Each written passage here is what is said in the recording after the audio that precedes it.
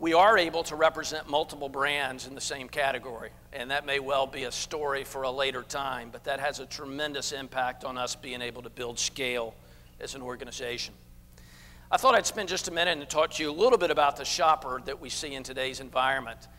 And there are a lot of headwinds that we see in our business and that many of you see in your business as it relates to the economy. The reality is fuel is costing 83 cents more a gallon today than it cost 12 months ago. Shoppers are telling us when fuel gets above $3.50, they radically change their shopping habits, and I think we're seeing that. In addition, unemployment remains a huge issue. Unemployment rates here in Duval County north of 10%, 12% in the state of Florida. And if you look over the last 23 out of the last 24 months, actually lower income folks have lost jobs 23 out of the last 24 months. There has been some increase relative to affluent shoppers, and you see that in outlets like Whole Foods doing much better. Housing continues to be a concern. You may have seen in USA Today yesterday, they noted that foreclosures are taking an average of 318 days to go through the marketplace.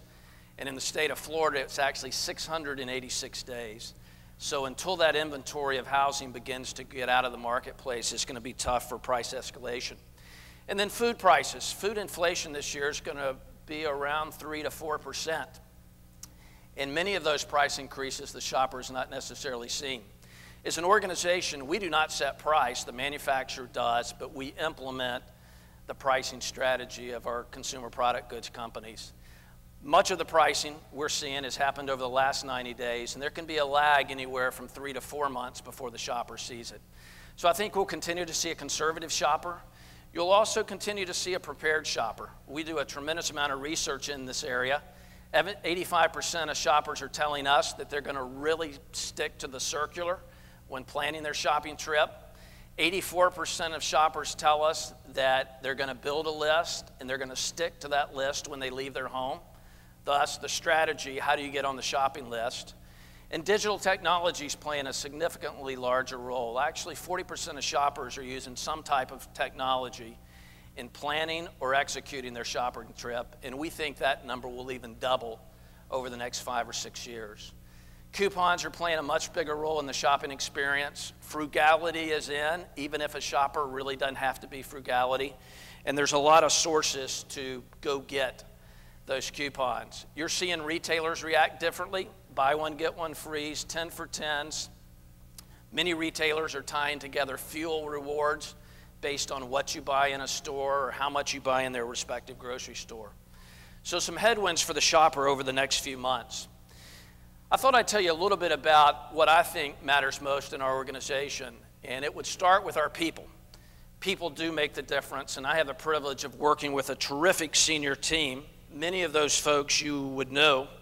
Greg Delaney is our Chief Financial Officer. Becky Still is our Chief People Officer. Brian King is our Chief Strategy Officer. Mark Chafin is our Chief Information Officer. Ramina Vez is our Chief Marketing Officer. Sounds like a lot of chiefs now that I read through it. Jack Parker heads up our new business development. Drew Persecki is our Chief Legal Counsel. Woody Norris heads up strategic initiatives. Jamie Gronowski heads up is our President of Operations.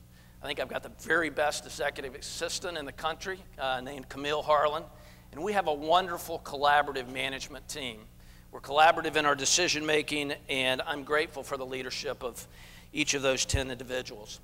Interesting, the company has only had 5 CEOs over the last 84 years. I hope I can stand here and say 5 CEOs over the next 90 years at some point.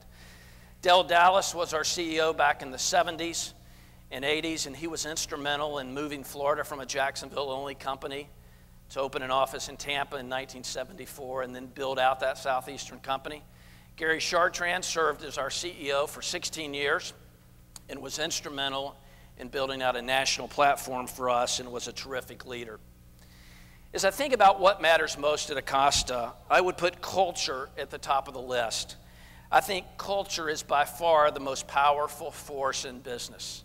And to me, a culture is about defining what the values are an organization's going to have, and then making sure those values are exemplified and demonstrated via everyday behavior. is we brought our company together in 1998, from 2,000 associates to 8,000 associates. We spent a lot of time around what's the culture of the company going to be? What are the values? We had a national culture committee that worked for about 6 months, interviewing stakeholders internally and externally to say, what do we stand for and what do we want to stand for? Our values center around people, integrity, trust, teamwork, results, innovation, and balance. And as we interface with our customers, our clients, and each other, it's our intention to run the business in a manner that's reflective of those values. As I often tell our associates, if you ever see the CEO team behaving in a manner that's not reflective of those values, call it out. It may mean we don't make the most popular decisions, but we want to make the decisions that exemplify those values. I often say that Acosta has associates that think big. And thinking big makes such a difference. To me, thinking big is not about the accumulation of fortune or fame or friends. It's about building something together that can't necessarily be built just by yourself.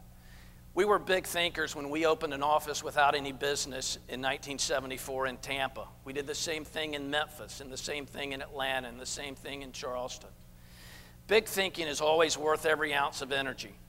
When we think big, the response is yes, yes, yes, it can be done. When we think small, the response is probably no, it can't be done.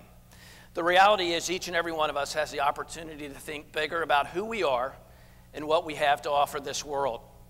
I think it's tough to think big without perpetual optimism.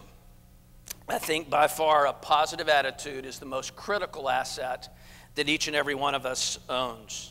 As I often tell our folks, surround yourself with positive people. Avoid those who are negative. Avoid those who say you can't be successful. Avoid those who say it can't be done. Your success is ultimately tied to the company you keep. One of my favorite phrases, and I'm sure some of you have heard it before, is really about our thoughts. Watch your thoughts as they become your words. Watch your words as they become your actions. Watch your actions as they become your habits. Watch your habits as they become your character.